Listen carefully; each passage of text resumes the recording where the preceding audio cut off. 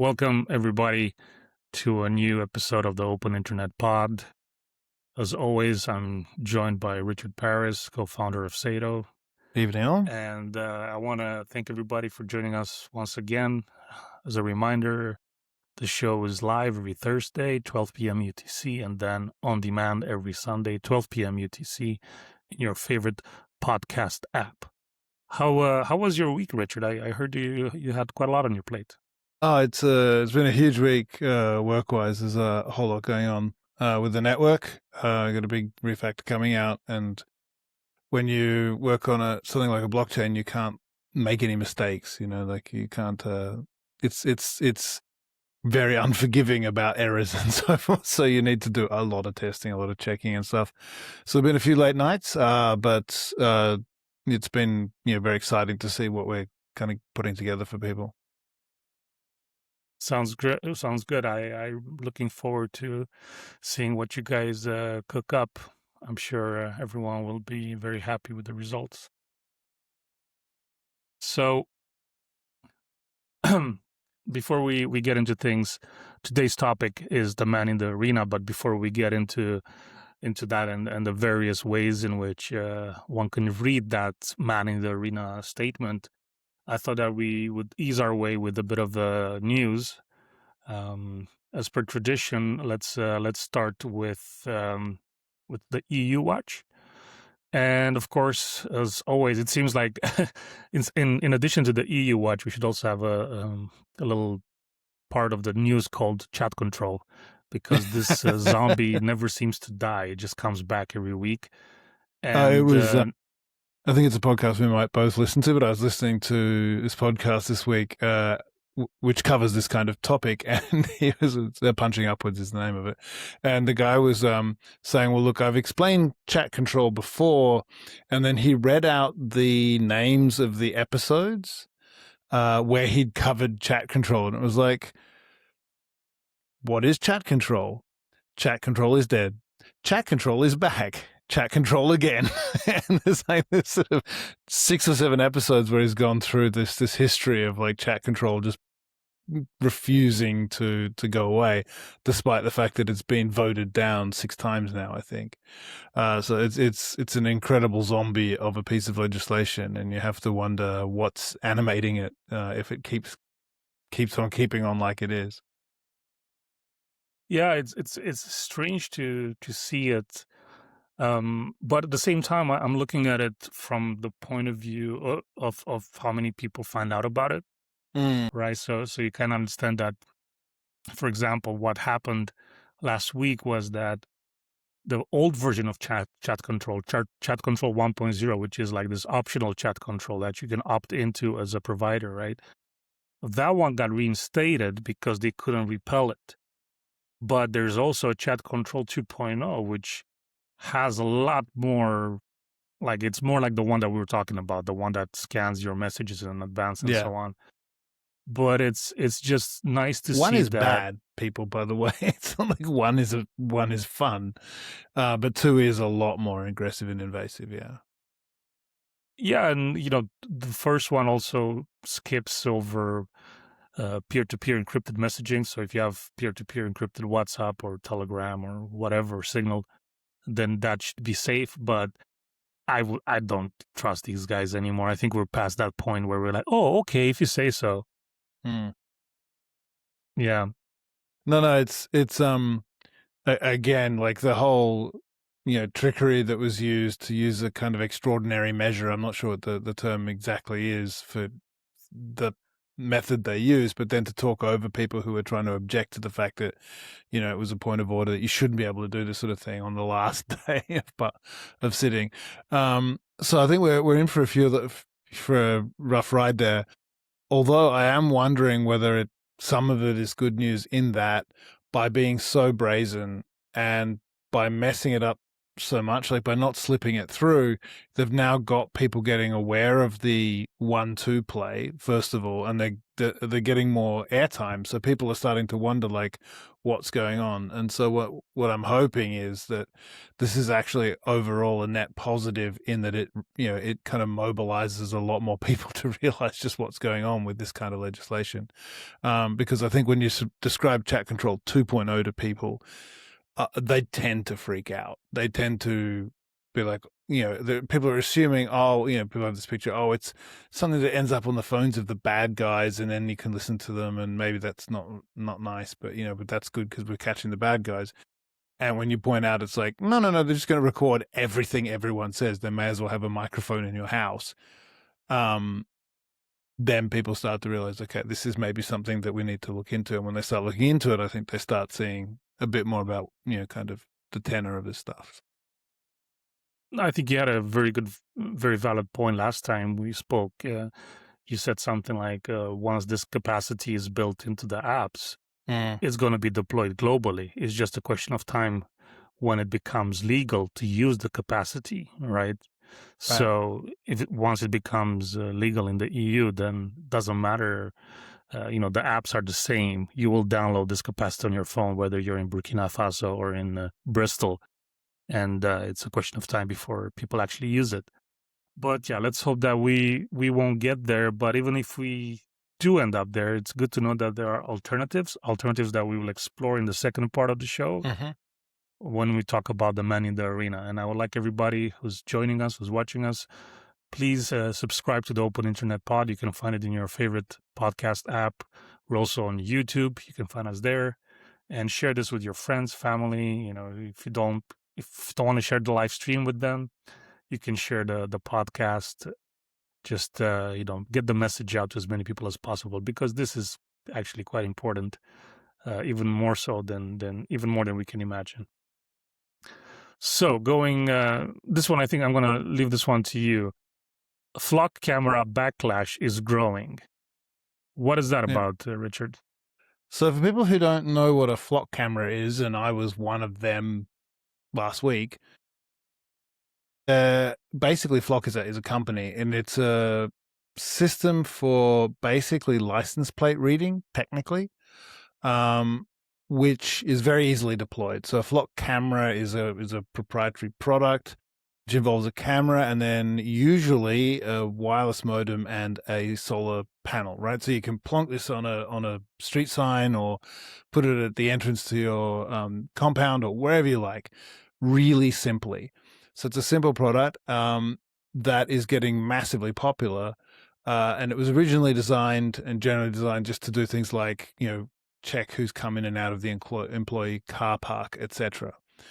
So what it ends up being, though, is police departments are now deploying them, broadly across their jurisdictions. So what the system allows you to do is basically start building a map if you have a bunch of these deployed of who's going where when. And it's not like they turn on or they take a photo if you do something specific like run a red light. They just run. So basically what they're doing is creating a logged map of all passenger car movement through a particular jurisdiction. And they do a little bit more than the plate as well. They take make, model, etc. And, that can even be used to do things like flag if anything seems off with those. So they're kind of sold as, this will give this will turn a witness report of a, dark-colored sedan leaving the scene into actionable evidence where we can then match that to a license plate, etc. And, again, it sort of has tones of the, this is to protect the kids kind of thing. This is how they've started selling these things to law enforcement, but what's actually ending up happening is that they're building a network of information about who's going where, when, that can be used for whatever data mining they choose to do. The other nasty thing about this is it's not something that, you need the IT team at the sheriff's office to get together and, get a server and get a system administrator and put this system in, and then they own the data, and, there's sort of some oversight into what's going on and who's using it. Because the company provide this as a cloud service, it's like setting up Gmail, right? So anyone in the sheriff's office can just plug this in and start feeding all this data up to a third-party cloud provider where, they obviously have access to the data. They're doing the analytics. They could cross-reference, etc. The positive side about this happening is that more than a few people, and I was sort of saying to Alex off before show, it wasn't off mic, but one of the stunning things about this is you've got certain traditionally right-wing commentators saying, "Oh, terrorists and Antifa are smashing the flock cameras," and similarly, you've got the kind of traditional kind of mainstream media saying, "Oh, like." Kind of dangerous right-wing extremists are smashing all the flock cameras and driving their utilities into them, etc. And to me, that at least is very interesting that this is something that's more about authorities misusing their positions and their power that they have to deploy things like this. And but that's a recurring theme, isn't it? Yeah, it's that, and people realizing that and pushing back rather than a left-right thing. This isn't, things like free speech, etc. It's a bipartisan thing. Yeah, like they can kind of sometimes fall one side or the other, or people tend to group around them. Funnily enough, that can change over time. This seems to be a thing where it's just as people are understanding what's going on, that people are understanding, wait, a complete nationwide surveillance network might come into play. And not only is it not government, it might be accessible by government, but this is a private thing. They're starting to realize, well, this is, this is not okay. And it sounds to me like the man is entering the arena. Well, there are a few people who are jumping out of their stalls and into the arena, perhaps. And it's just, to me, it's very interesting that this is sort of, I'm seeing very different reactions, both pro and against, from kind of generally both sides of politics, or all across politics. And it's maybe a center that is objecting to it, which is objecting to the activities against this. Similarly, what is interesting though is that a lot of jurisdictions in the US seem there's more. Well, it's just interesting. A lot of jurisdictions in the US seem to be pulling back on this. So hopefully that means that people are actually having an effect locally and convincing the local government not to do this. Although what we've seen, as we were saying with chat control, is that they'll probably listen to concerns, then, put some safeguards in place and then do it anyway. Let's not jump to conclusions, Richard. Maybe this time they'll actually do what they say they'll do. I can also tell you that according to a sheriff in Utah who had to deal with this sort of vandalism that you're describing here, this is mainly the result of misinformation. So I would kindly instruct you to inform yourself from official sources. Okay. So that you may avoid. I'll head over to the Flock website now, shall I? Exactly. Please do. Please do, as soon as convenient.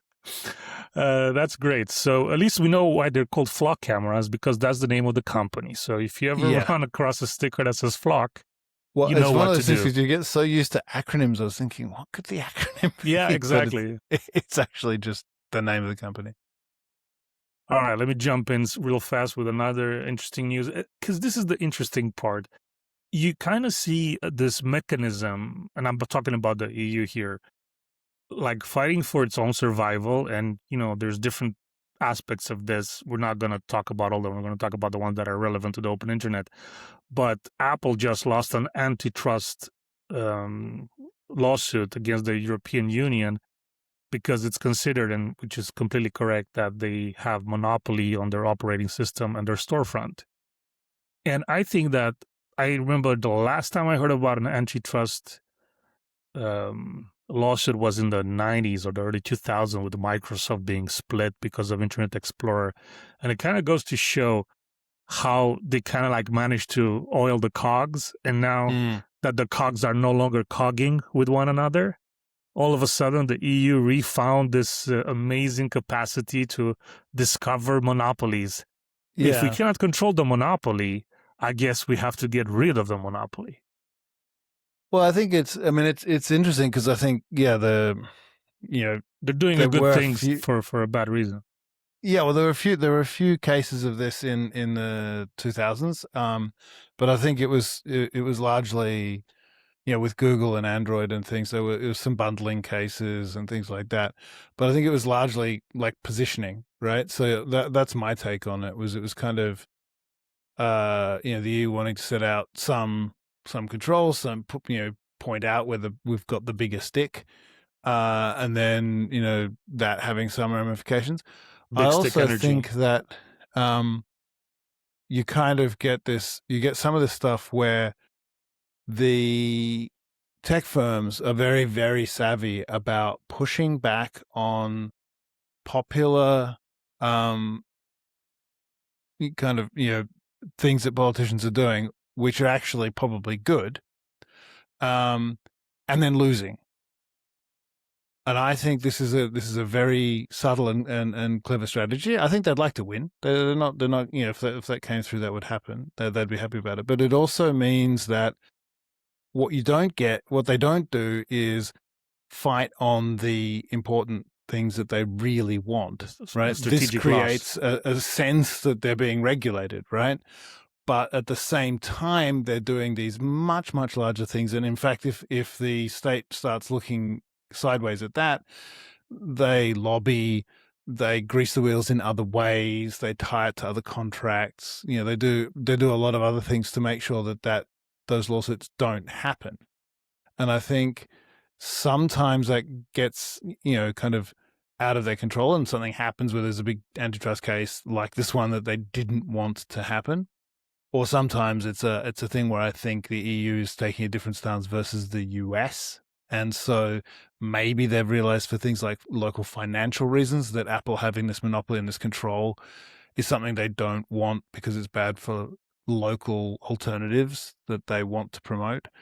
So I think it's kind of interesting because, again, we'll get into this a bit later. I think regulation and things like antitrust are important parts of things like keeping an open internet. Like not letting, like regulators doing things to make sure that there are multiple providers at the internet level, right? That's better than not in terms of having open internet. There are things you should be doing. The question is, why is the tiger sometimes completely toothless? And why is it then at other times like quite ferocious? And that's what you got to watch in these things, is like, why is this so unevenly applied to different things? And why haven't, all the copyright stuff that you could possibly want in the world if you're a corporate keeps getting put through? And this is some of the worst stuff in terms of closing out the internet and stopping people from being able to like alter their own devices, run their own software, that sort of stuff. Where's the antitrust on all of that? Where's the regulation that's saying, actually, this is a total abuse of the concept of copyright, and it's stopping people from... Sounds very serious. Yeah, it is. I'm probably getting off topic. I'm getting there. Might be scared. something we I'm should getting talk about scared here, another time. Richard. Yes. Sorry. Yeah. So maybe it's a topic for another time. But I think this stuff is sort of, I wanted to give people a picture of why I'm so animated about when this sort of stuff happens and when it doesn't. Yeah, it seems like you have some beef there with with these corporations. Well, as a long-term Linux open software person as well, this has been a sore and a terrible problem for years. All right, well, let's do this then. Let's just jump into today's topic, because it seems like you're rearing to go. So, yeah. So let's just start then. Okay, so you're right. When you're speaking about the internet, the internet we have today wasn't created by a conspiracy of bad actors. It was created by the combination of economic incentives and our own willingness to become passive consumers instead of active participants. That's correct. It's our fault. But I think most people are, passive consumers. I wish I was more active. Sometimes I am, but a lot of people are very much more active than I am. So the idea is to get back into the arena. That's the whole idea of this man in the arena. But before we do that, can you please explain what does the man in the arena refer to for those watching who might not be, or listening, who might not be familiar with the phrase? Yes, I mean it's a quote. I think Roosevelt, who's talking about, like, it's easy to be in the stands and criticize the person who's actually, and it's kind of gladiatorial, right? Are you not entertained? Yes. It's always the picture I go straight to, but it's I mean, this happens when I go to the football, right? And there's some guy next to me telling a player that they're useless because they can't kick straight. And it's like, I'm sure he's actually quite good at that job.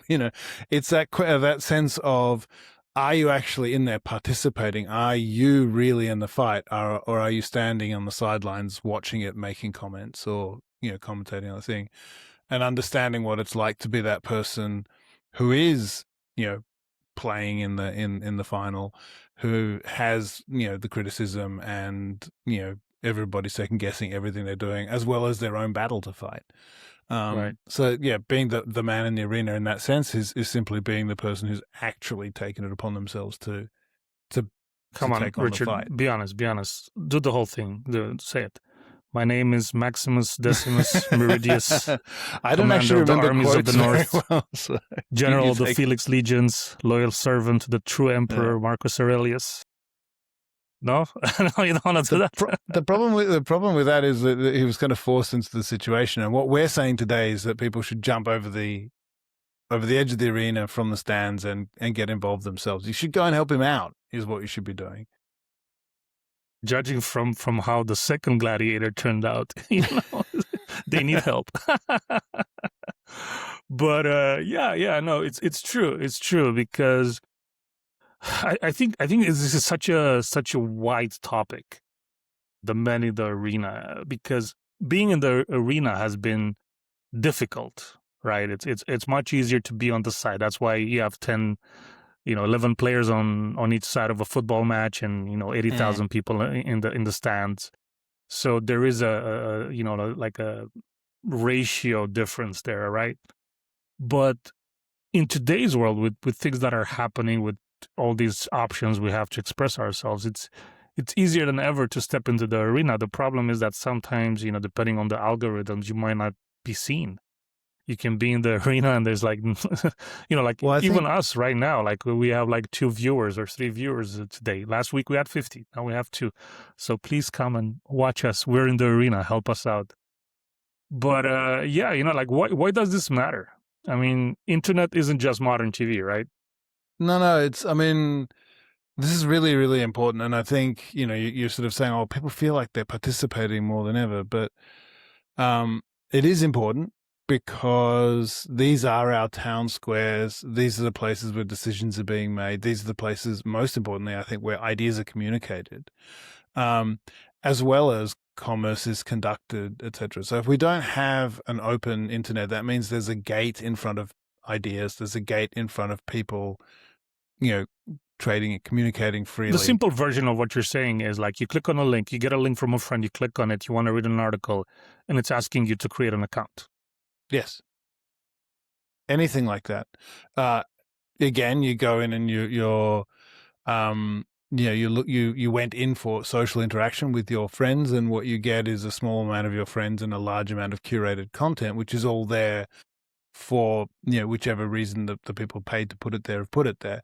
But then also the fact that regulations make it very difficult for, third parties to come in and compete with, with the big existing players. So there's a whole lot of things there, but yeah, it's that basically, if it's not somewhere that it's open to people, then people will be excluded, and people are prevented these days then from getting access to things that are, part of an everyday life, part of the discourse, part of everything.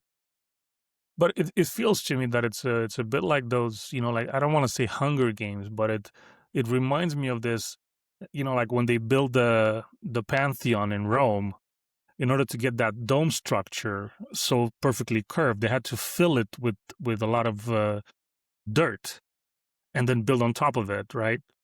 But how do you get the dirt out? So they just like threw a lot of gold coins in with the dirt, and then the plebes just like dug all the dirt out because they wanted to get to the coins. And it feels a bit like that when you're on YouTube or when you're on Instagram. Everybody's fighting for those little coins of attention.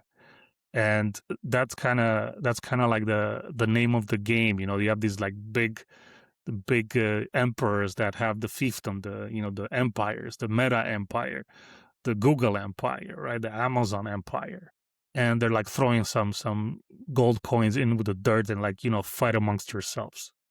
Yeah, no, absolutely, and I think there's this kind of part of the problem is we just wandered into this, right? So the kind of the geeks, the originators of the internet were like, we gave you a command line, where are you? Like, why are you not participating? And what's happened is that people built really convenient ways where people and I love that coins fighting for the coins thing. People feel like they're participating in something like we used to have in kind of real life social environments, but in fact it's highly curated, etc. And they're looking for the gold coins of human connection and attention, but what they're really doing is funneling all their effort into achieving other people's goals. Yeah, I mean the CAPTCHA thing is another example of this, right? You click the squares with the bikes, and it turns out you're just trading some algorithm that they're going to sell for I don't know how many $1 billion. And I think it's like with any new frontier, like for example, the U.S. was a new frontier. Then the people, fought and set the rules, and the guys who could bend the rules to their will the most, they won, and they become the Rockefellers, the Astors, the big families, Carnegie, and so on. And it seems like the internet has run through a similar thing, and we have the Bezos and the Zuckerbergs and the Peter Thiels and Elon Musk's and what's their name, the guy who has Alibaba in China. No, Jack Ma. Jack Ma, exactly. So it feels like instinctively the man in the arena. It starts with many men in the arena, and then in the end, it's like 1, 2, or 3. And they decide to collude because it's better for everyone and we can keep the game running, right? So how do you disrupt that sort of like a incumbent monopoly or duopoly or triopoly, whatever it is? Well, I think there's obviously multiple things to it. I think one thing not to ignore is that like politics itself does matter, right? Talking to people, engaging with others about getting involved, understanding what's going on, understanding why it matters, getting people to think about this stuff, and actually using old school political I'm old school kind of political. tools. Like I've great respect for the EFF, etc., and they've done and won a lot of things. For instance, I think what does the EFF stand for those of us who it's don't the know? Electronic Frontier Foundation. It's one of the groups out there, of which there are a few, especially the open software foundation, etc., who push on these things, on these topics for a living, right? That's what they do. They organize around keeping the internet open, keeping some of the fundamental pieces of the protocols, free to use, etc. So, for instance, they fought back about content, sort of content shaping and stuff, and internet companies being able to charge different amounts for different content. They also pushed for Let's Encrypt, so getting general encryption on all websites and making that free. They also then do a lot to lobby politicians, etc. And I think that has its place. It definitely has a place. And we were talking earlier about antitrust and so forth. Things like making sure that the regulators in your area keep competition free and open for service providers, because you think it's bad if you've only got certain internet content. Wait till you've only got like one national provider or something that that can withhold full access to everything. So these are the important, or can worse still, if that provider can let me just break that down for a second, because it was quite a lot to take in.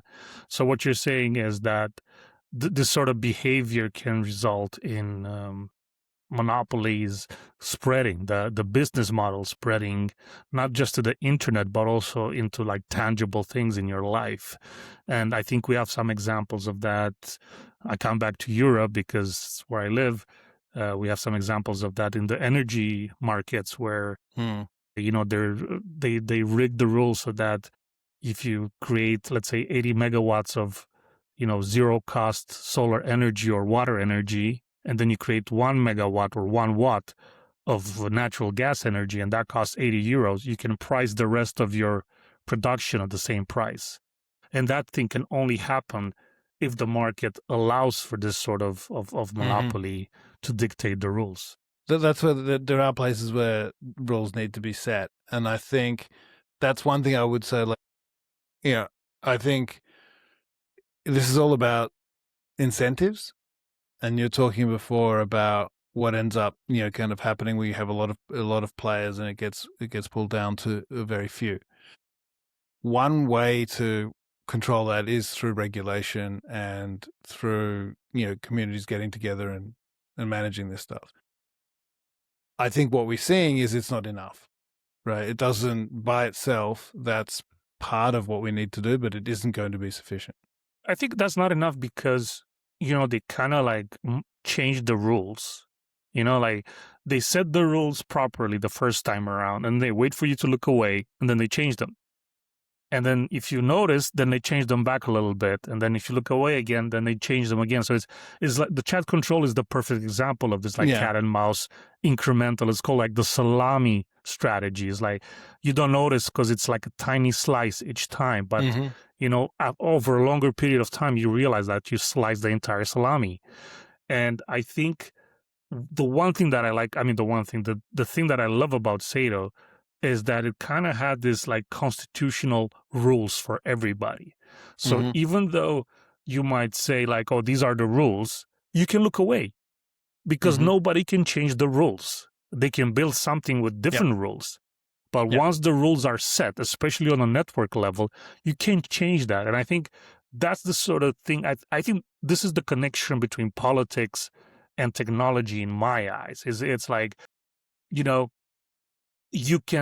doesn't matter how good laws you have if they cannot be put into practice or they won't be put into practice.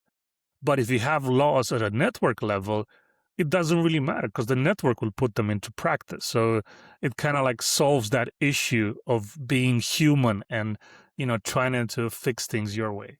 Well, I think that aspect of being human is a big part of the problem, or a big part of the mechanism that we're talking about, right? Because, like you say, as individuals, we don't have the stamina or the concentration or the ability to spend our whole time safeguarding these things. Whereas a corporation has an endless ability to work in its own interest. That's all that it's there to do. And so it will relentlessly pursue changes or updates, etc. And the other issue is that something like the internet, it's cross-jurisdictional. So you can't necessarily doing a good job in one area doesn't necessarily fix the problem because, things can pop up elsewhere. So I think that is a really big part of things, just that humanness of like trying to stay, vigilant about all of these things becomes impossible. And that's why I think, with Sato, what we looked at doing is building something where at least at the network level, the network itself enforces its own rules in a way where the only thing it's really relying on is some level of self-interest, that people want things. If people want things, then it builds a self-contained structure that balances those incentives against each other, and prevents the incentives from allowing what you talked about at the end, where, initially everyone's fighting in the arena, but at some point people are like, well, there's looking around, there's only three of them. Like, well, now we know what to do. Right? Now we'll just collude because why risk the fight from here?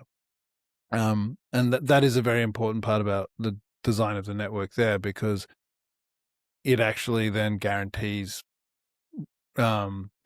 reward for contributions in a way that doesn't allow for gaming them. It doesn't allow for rent extraction, basically. Yeah, no, I was gonna say I agree with you, but I agree with you even before you said all of that, because that's basically the thing that sticks out to me, at least with Sato, and it allows to build so many use cases on top of it. But because I don't think people understand that each time you are in a network, whether it's Meta or it's Amazon or it's Google, they're it's like different countries. You have different rights, right? Like, for example, Meta could be like this sort of like surveillance state. I think there's a lot in between, a lot of things in common between the Chinese system and Meta. It's just that in China we know about it. With Meta, they try to hide it, and it's the same with Google, right? They say they're like a research and AI company, but in reality, they just sell ads. Over 90% of their revenue comes from ads, and that comes from surveillance. So to change someone's perception, to show them like, look, this is the old corponet. We have built the open internet. This is the place where that arena reopens again, and you can be one of the first people who jump in. And first mover advantage is a thing, right? So like, if you're wondering where the next Jeff Bezos is going to come from, probably from building on Sado. And I'm not making that up, because it's the new frontier, right? The internet is the corporate. That's been matured. It's post maturity. Now it's like the last bit of extraction, just like nation states are, at least in Europe, massively concentrated on extraction. So where do you go? You go to the new frontier, but how do you evaluate a network? How do you evaluate a new network? So please evaluate your own network, Richard, for us here. Well, I think, and this is really good, because I mean, it's a really good question to be asking, because I'm not, Thank you. I'm a sort of maximalist around networks and protocols, but there are a lot of good people building good tools out there. And how should you tell whether something is actually? I hear about a messenger. Like, what should I think about when I think about should I be using it? And those things come down to, is it built on open protocols, right? So is this messenger something that somebody else could build their app and talk to people on that messenger, right? Is it open? If you're using that messenger, can you take your account and move it somewhere else, right? Do you own your identity? Can you delete your account? Can you move it somewhere else? Can you use it in two places? Do you own your data? Same thing. If you've been storing stuff, if you've got chat messages, etc., in one place, can you move them to another? For that matter, can you just leave whenever you want? Can you delete? Can you just shut down? And can I keep my relationships and reputation? So those things that you've built up in the network, do they belong to you? Or are they between you and the other people you have those relationships with, or do they belong to the provider? And if you can... let's put this into a practical scenario. So let's say my network is Facebook. I have my account, I have my pictures, I have my friends. Do I own my identity? No. So, I mean, the first thing, everybody knows it's happened to them. You've got password trouble or whatever, and you get locked out. Or someone tries to hack your account and the system just locks it for some reason and you can't get access. So in that particular case, if you do have any rights, they're legal, and you're really going to be able to get a lawsuit against Facebook to get your, like history back. So no, you do not own your account. It's something that sits on their server, and they own it, manipulate it, have the right to do what they want with it. Right, and probably you also agree to some terms of service, which also say that you give them use in perpetuity of all your data and likeness and everything like that. Right. So obviously you don't own your identity. I presume I don't own my data either, right? Even though I can download it back. I don't, because I already gave it to them. Right. So you may be able to get access to your data while the terms of service allow that, but depending on what those terms of service says, and it's not like you have the ability to go in and edit that thing before you click OK. Depending on what they say, that's what happens to your data. It's not your call. And those terms of service can, by and large, be altered without any say from you. Again, they don't have to come to you and say, look, we're thinking about changing terms of service. Right. Would you mind? They, the corporate just simply makes its decisions. And we've seen that ramroded through things with AI, where they've just, almost every system that gets a lot of user data and it has put in terms saying we can use this to train AI. And but you can always opt out if you find the little toggle that is hidden between 20 menus in this a comes back submenu to that you never knew existed. This comes back to, Come on. in part, to the regulation thing, where sometimes regulators get into that thing. Sometimes enough people are annoyed by a feature that they actually think it will probably impact usage, right? People will lose interest. They don't think that it'll actually stop them from doing anything else. But let's continue down this path, because Yeah. I think you kind of like found something here. So I don't own my identity. I don't own my data. Can I leave? And can I take my friends with me? Right. Well, this is the thing. You can turn it off, but then, to all intents and purposes, the you that we're talking about is this user, right? It's this set of interactions. It's this personality. It's this this community you're part of. And so, no, you can't, because you could die in that sense. You can just kill the user, but you can't leave and keep it going in any serious way. So I don't know my identity nor my data. If I leave, I leave, but the exit tax is 100%. I cannot keep my relationships because they are tied to the actual network, not to me. Mm-hmm. This doesn't sound like a great deal. I mean, I don't know about you, but this sounds like a pretty crappy network. Right. Well, this is come about again because, like I said, the kind of the elder geeks, the people who bestowed upon us the internet, kind of like, well, you can put a server up, anyone can, it's open, right? Elder Geeks merch coming soon. And bless them, they built the internet, but they didn't foresee issues with things like how Facebook would monetize its user base. With that happening, we kind of just people verged towards we had the kind of read write net, people might put up a blog or whatever, but over time convenience won out time and again, and people started signing those terms of service. They started agreeing to give over their identities, and we kind of wandered into what we have now. But that's a question that it always comes back to me, like this idea of convenience. Like, is convenience something that only the most powerful can achieve? Like, I'm wondering, is convenience something that only Google can achieve, or only Meta can achieve?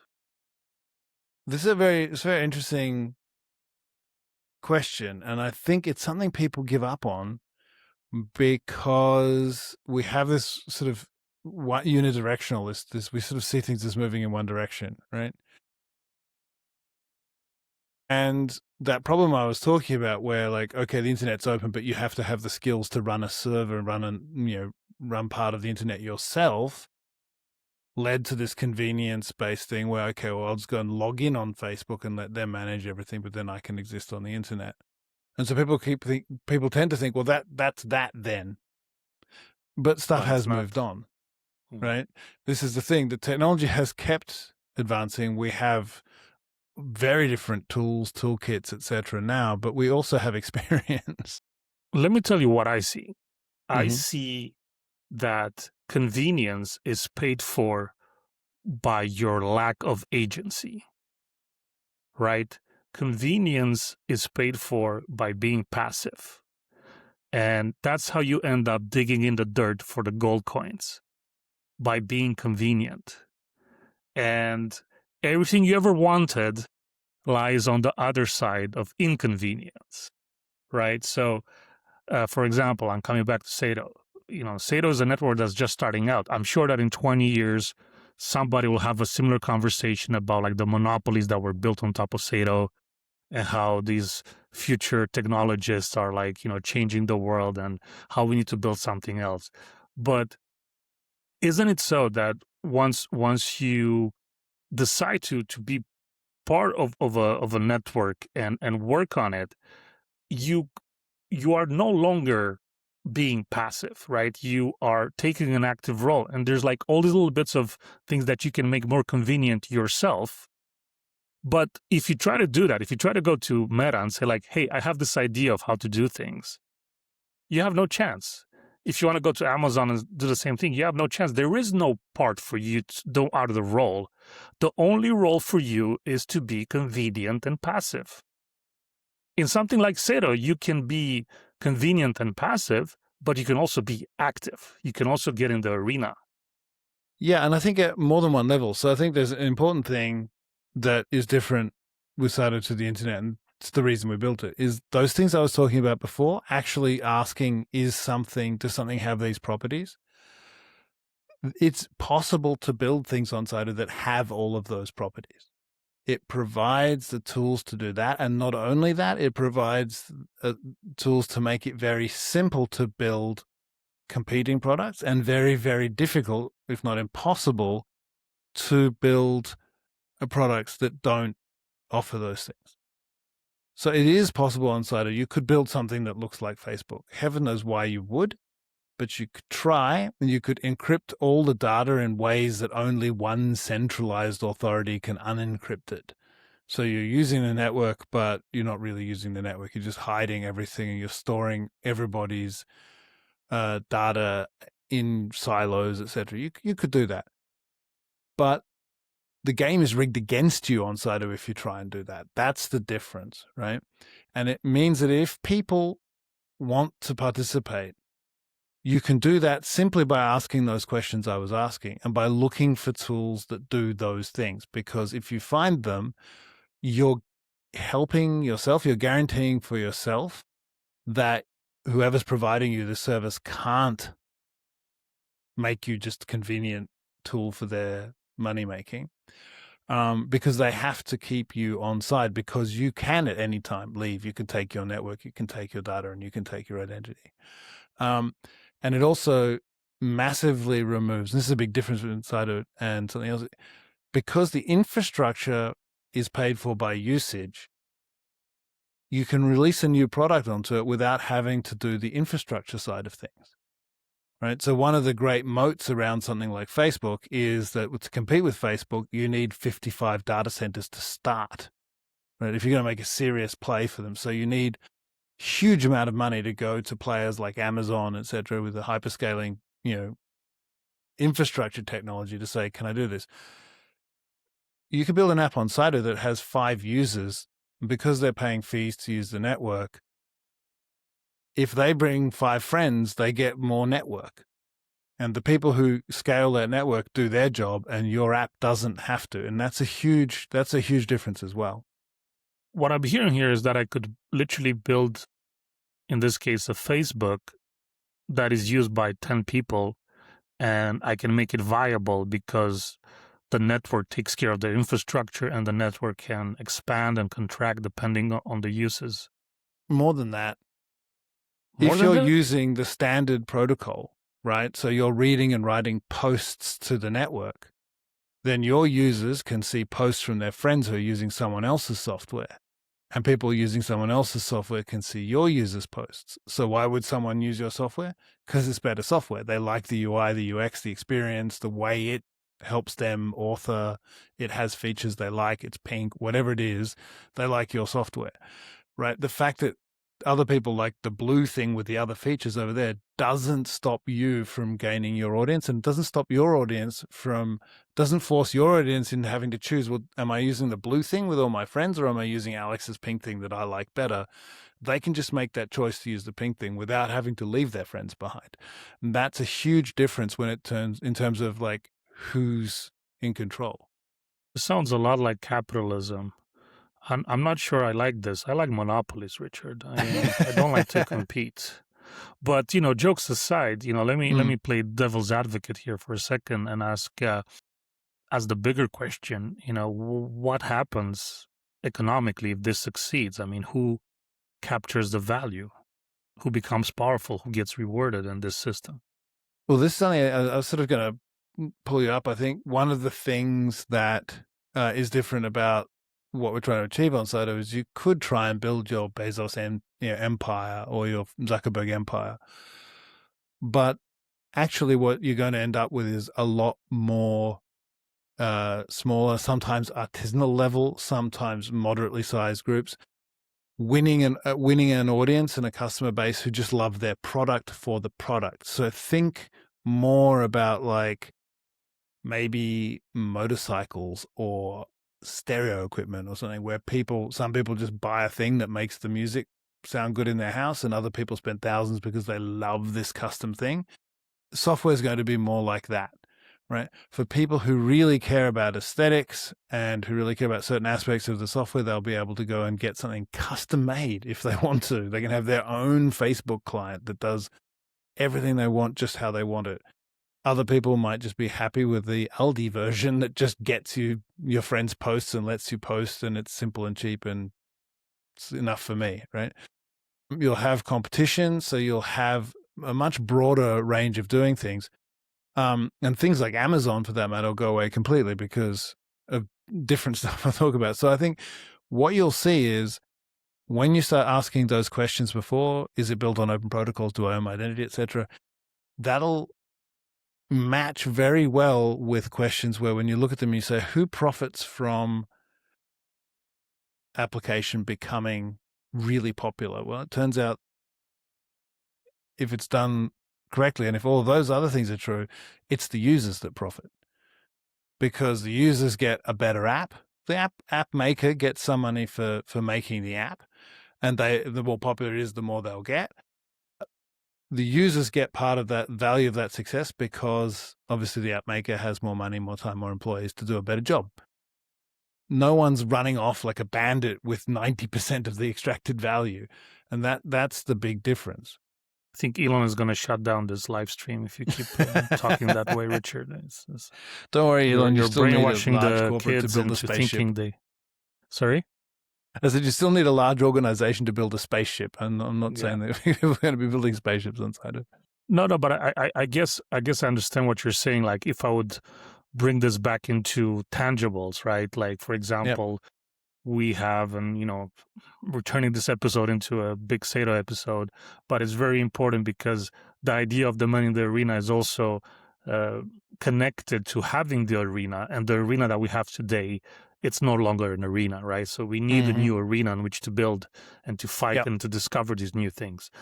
But so you're saying that the network has a lot of these facilities and functions and so on, and like identity, data, keeping your relationships, your ability to exit without being taxed, and your reputation, and it's built on open protocol so you can use them in different apps without having to be connected forever to that app.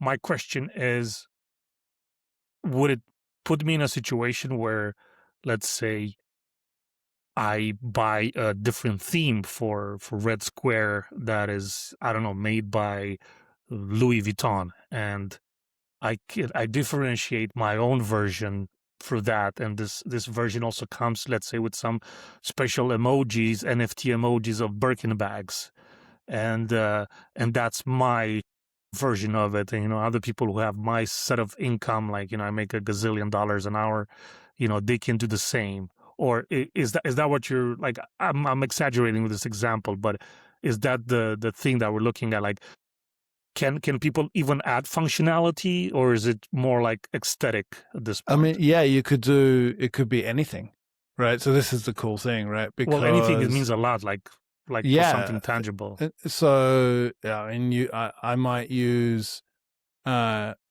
someone's app because it has a really cool AI assistant in it that just makes me sound funnier than I really am. I might use someone's app because it lets me format and generate my posts to look really cool in ways that I couldn't do myself, or just have badges in them, right, that other people's posts won't. I might just do it all for my own comfort, right? I might not care about the fact that it looks good. I might care about the fact that it looks good to me, right? So I'm enjoying the experience, right?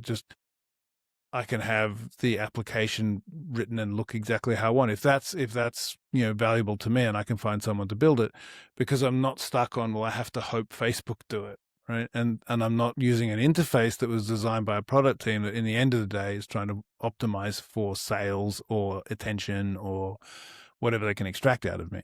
So what I'm hearing, what you're saying is that even though this is like a Web3 product, it could still have contact with Web2, and for example, pull up an AI API and discuss with it and use that for extra features. So it's not exclusive, even in terms of that.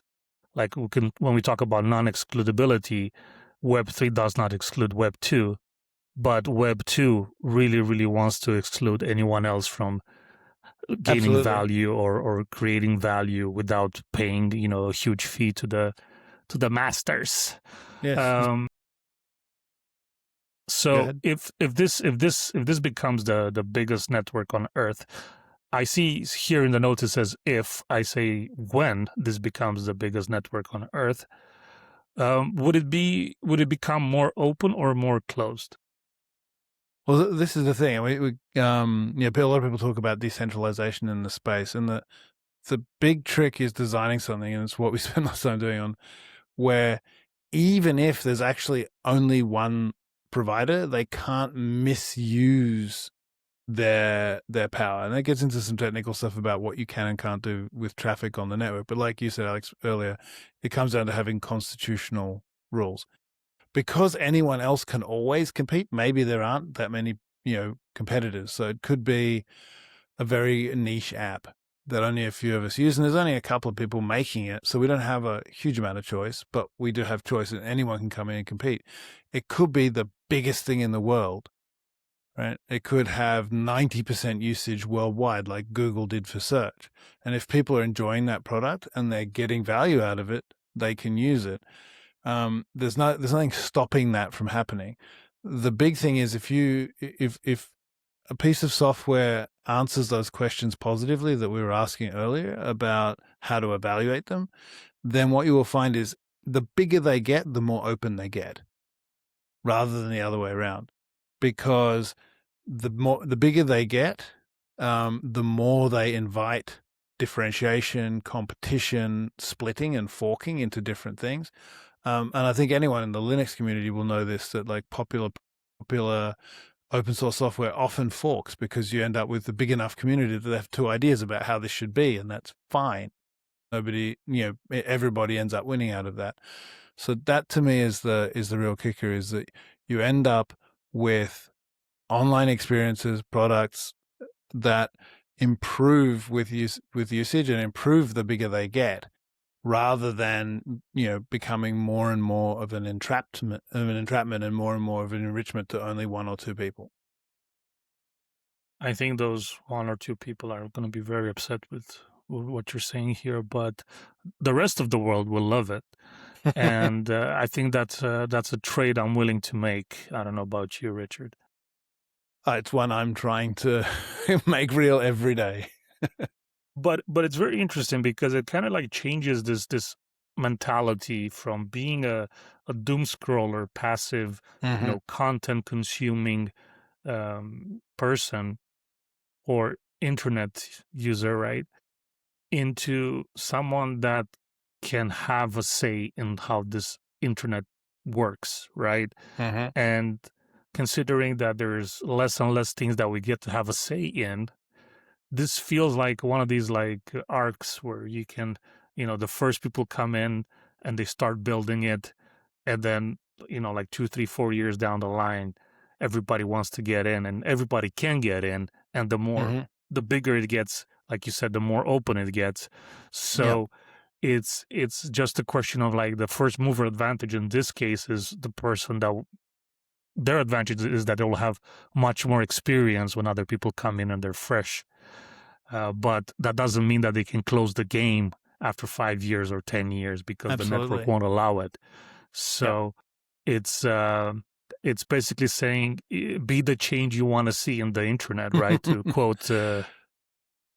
Absolutely. I mean, I think the reason that I'm kind of interested in getting people to think about those questions we were asking is that's the thing. Go and start looking for tools that answer those give you the answers you wanted to hear when you asked those questions, right?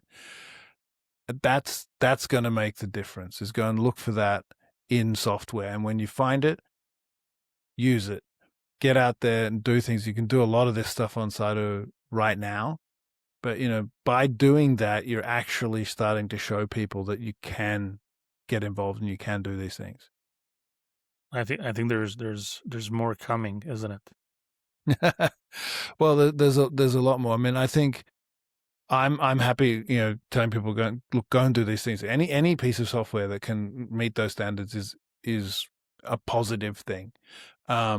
We've stuck to that with what we do. So if you go and you hop on site and you make a video call, you can send your grandma a link. You can start having a chat that's basically like Zoom or Google Meet or whatever directly, but without any rent-seeking middlemen. You don't have to sign up. You don't have to sign a term of service or any of those things, because you're not doing anything in relation to a company. You're simply making a call using the internet with your grandma, and there shouldn't be a need to have a terms of service, et cetera, in that. And the call is between the two of you. There's no one intercepting it, so there's no one even able to record it or to worry about who you are or any of those things. If you can find software that does that for you, that's the first step. Just go and look for it and use it, because it's out there. And stepping away from these, big platforms that you're unhappy with, and not, instead of just complaining about them, actually go and start using other tools. This will make a difference. This is the start of how we get things to change. And I think that come next week, we'll have an even bigger, better, faster arena and more fun tools to work with. But that's a conversation for another time. Thank you so much for joining us. And don't forget, every Thursday, 12 p.m. UTC, live on X, and then 12 p.m. UTC on Sundays for the podcast. Mm-hmm. Share it with your friends. Tell everybody about it, because it's time to step into the arena. And boy, we're stepping into the arena. Have a great day, everybody. All the way in.